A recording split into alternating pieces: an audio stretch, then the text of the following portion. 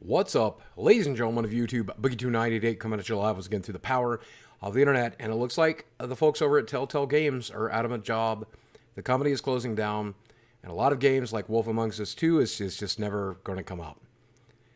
Really sad news. Now let's see why it happened. So on September 21st, 2018, the folks at TellTale Games made the announcement on Twitter that their company would be shutting the doors.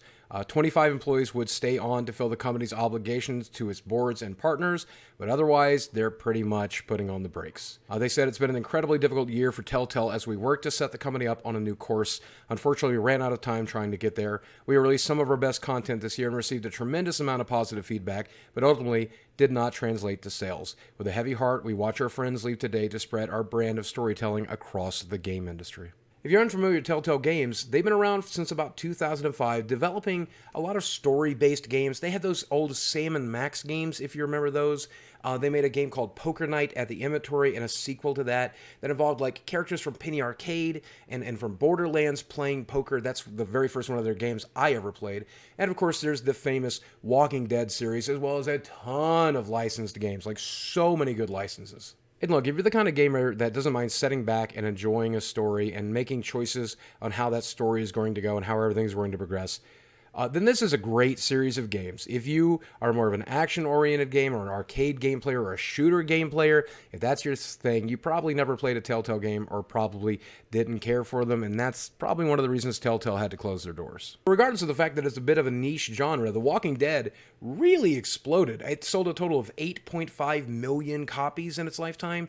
1 million of those copies were sold on the first day. It really looked like Telltale had struck gold, found a market that nobody else was dabbling in, and they began to diversify by buying up all kinds of crazy licenses like Minecraft, like Batman, just about anything that could be turned into one of their games. They turned it into one of their games. And that unfortunately really does look to be the problem here, because you've got Game of Thrones and Minecraft and several different Walking Dead games and the Guardians of the Galaxy and just about everything else. Who really has time to play all of these games? There's just so many different games, and they all kind of play the same, just tell a different story.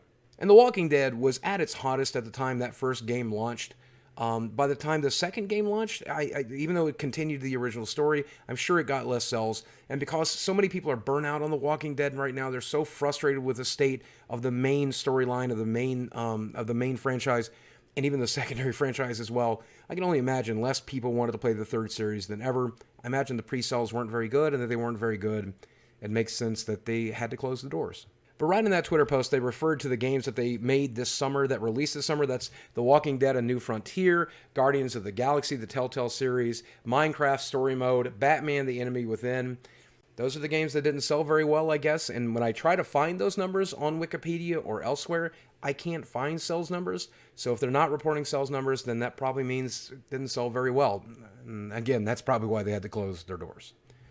And then finally, again, if you look at the tweet, they did say they're trying to fulfill their obligations to their boards, to their investors, to those people, and that's why they're keeping 25 people on.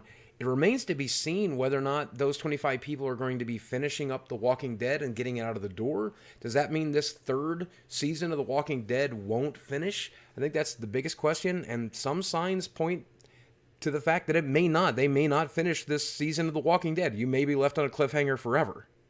Melissa Hutchinson, who plays the voice of Clementine for the Walking Dead series, says, "I, unfortunately, like most of you, do not have the details on how this all came to be, and I also do not know the fate of the final season of The Walking Dead. To my knowledge, they will release episode 2, and then that will be it." And so this means this drastic decision has killed the final season of The Walking Dead. It might end with episode 2 with a 5 planned for. And if I'm not mistaken, some people paid for all 5 seasons already. So good luck getting a refund. And that's the risk we take when we do serialized games. And I love serialized games. I love serialized novels growing up. Stephen King's The Green Mile, when I read it serialized, was one of my best experiences of my life. And playing a game that comes out in chunks like this should be really awesome, because you're excited to wait for the next chunk. But it's the risk we take when we pre-pay for a game that we may never get, and that really, really stinks. I think with Telltale Games disappearing, and because of their lack of success doing this, this may be the end of games sold in chapters forever, and that really sucks, because it was kind of cool. But to answer the video's question, I really do think we know why it closed down based on that tweet.